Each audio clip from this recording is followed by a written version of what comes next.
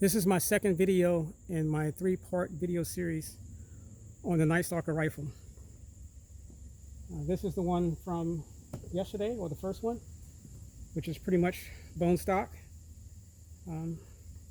except for a few little things.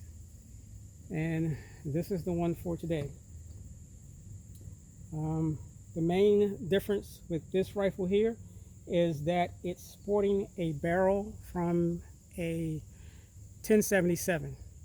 So whereas this barrel is 16.75 inches, this barrel is 20.38 inches. And you can see that I have the muzzle brake here to kind of hide the barrel coming out of the shroud here.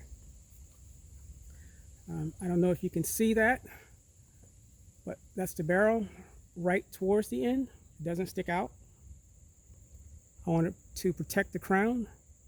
The crown of this barrel, which I purchased, or this barrel that I purchased, I basically ground down the end of it and then recrowned it myself. Shot some groups, didn't particularly care what I was getting, and then recrowned it again.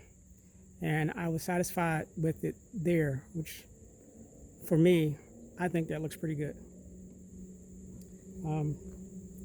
It's sporting a Truglow scope on a UTG mount with some regular scope rings, and you know, the normal with this gun is with the other one, the work I've done to it on the inside to help prevent it from misfiring, and the little plunger here that mates up to the back of the clip, the spring that's inside of that, I basically just extended that a little bit to put more pressure against the back of the clip to kind of help seal it some more.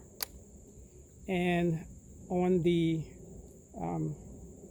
blowback valve assembly, the spring, I took off the cap and added an O-ring, replaced the cap, to basically add a little bit more spring tension on the piston or hammer, so when it hits the valve, it hits a little bit harder. Not much, but just a little bit. So what I'm going to do is go ahead and do the velocity test, so you can kind of see the difference between the barrel length on this one and what the stock is. And for the velocity test, I'll be using the same pellets, the RWS R10 pellet 7.0 grain.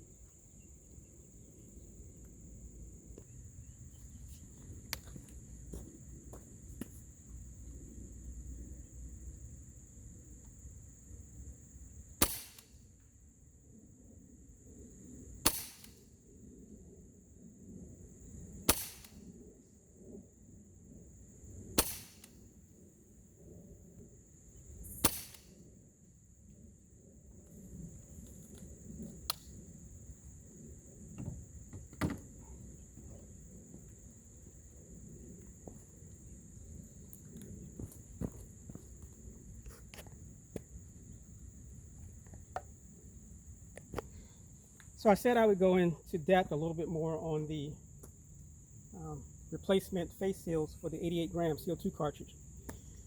What I have here is a suspension insert, which is a 70 amp durometer, which basically is what I cut the seals out of. So this is one that's finished. What it entails is a Dremel, a drill, a sander, time, patience, and steady hands. And I basically take this, and you can see where I've been cutting from it. I've cut quite a few seals from this, and I turn it into this.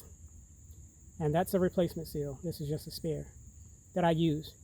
The good thing about these is, it takes me a while to complete just one. On the other hand, this seal will last the life of the rifle. It will not need to be replaced. as long as you don't overly try to kill it. But yeah, how come Crosman or any other manufacturer can't do that? I don't know. But yeah, that's it.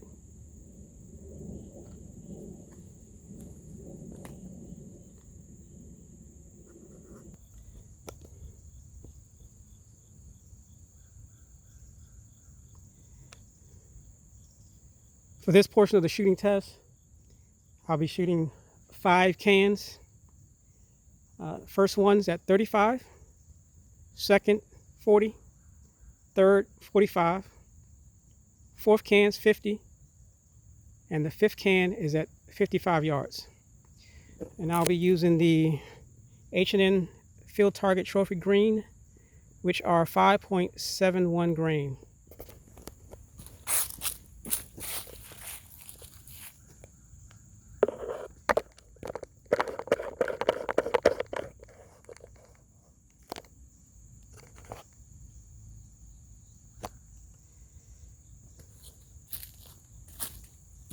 I won't be using the rest. I'll just be elbowing it on the table.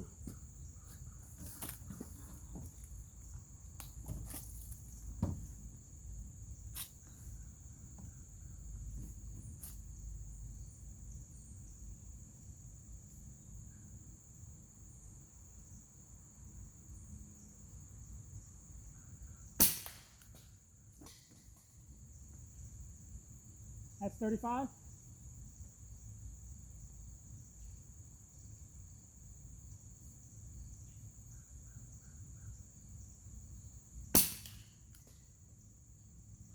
That's 40.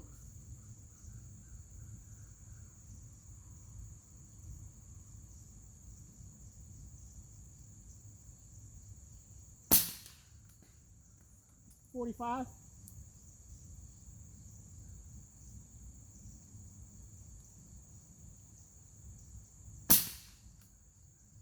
Miss. Miss. That's 50.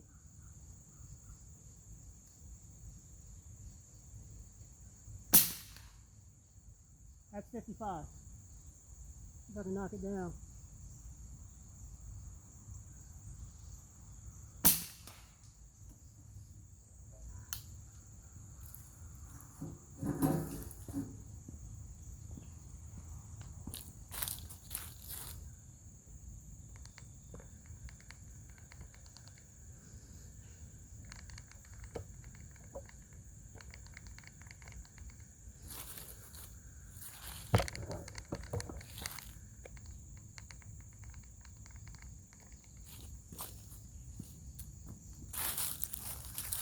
So that's it. That's this my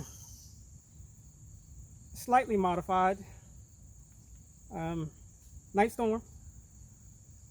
The only really pain with doing this rifle setup here was I had to machine the barrel for the clip to fit so I could mount it inside the rifle. And I guess if you know what I'm talking about, you took one of these apart. There's a notch in the barrel that the clip fits on, that these fit onto, that basically holds it in this housing here. And I had to machine that barrel because the 1077 barrel has a machined area that's farther or nearer the end or the muzzle, the breech area. So I had to machine that myself using a drill press, and I think it turned out really nice. I really enjoy shooting this one. This is of course, my long range one, or somewhat long range. But yeah, this is the second rifle in the series.